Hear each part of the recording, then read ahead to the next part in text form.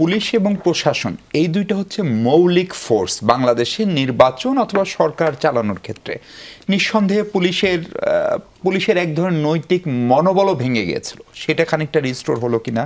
এবং আজকে নির্বাচন কমিশনের একটা ব্যবস্থায় বড় সংস্কার হয়েছে যে প্রত্যেকটা আসনে এসপি, ডিসি, ওসি তারা মিলে একটা কোর কমিটি করতো, সেটি আর আগামী নির্বাচন থেকে থাকছে না। আগামী নির্বাচনে যে অধ্যাদেশ করা হয়েছে সেখানে নির্বাচন কমিশনের নিজস্ব কর্মকর্তারা এটির প্রধান হবেন। যদিও এটি নিয়ে প্রশ্ন আছে যে নির্বাচন কমিশনের সেই পরিমাণ কর্মকর্তা জাতীয় সংসদ নির্বাচন হলে একই দিনে আছেন কিনা।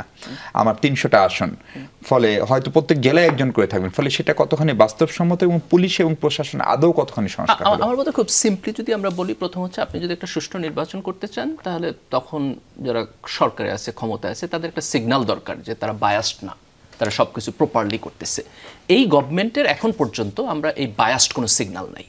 এটা হচ্ছে আপনার সবচেয়ে বড় জিনিস। গভর্নমেন্ট নিরপেক্ষ, তারা কোনো নির্দিষ্ট রাজনৈতিক দলকে ক্ষমতায় আনার জন্য কাজ করতেছে বা করবে এখন পর্যন্ত আমরা জানি না। আপনি ধারণা করতে পারেন, পারসেপশন থাকতে পারে, কিন্তু তাদের কাজের প্রক্রিয়ার মধ্যে দিয়ে এটা বোঝা যায় না। So that's point number 1। Point number 2, একটা বড় চ্যালেঞ্জ হলো যে police as an institution fail করছে, ভাঙিয়ে পড়ছে অলমোস্ট। আপনি পুলিশের বড় সিনিয়র অফিসাররা কেউই আওয়ামী লীগ যাওয়ার পরে থাকে নাই, তাই না? অনেক থানা ফাঁকা হয়ে গেছে।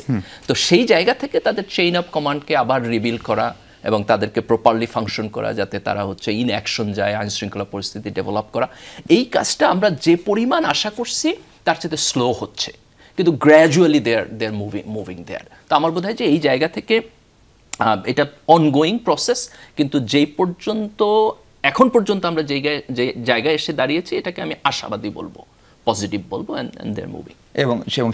এবং সেটা সেই কারণে আপনি সুষ্ঠু নির্বাচন নিয়ে আশাবাদী। আমি সুষ্ঠু নির্বাচন নিয়ে আশাবাদী। আমি মনে করি না যে বাংলাদেশের সামনের নির্বাচন আমরা 3টা আপনার চুরিধারীর ইলেকশন থেকে বের হয়ে আসছি, সামনের ইলেকশন কেউ চুরি করে নিয়ে যাবে, এটা সম্ভব না।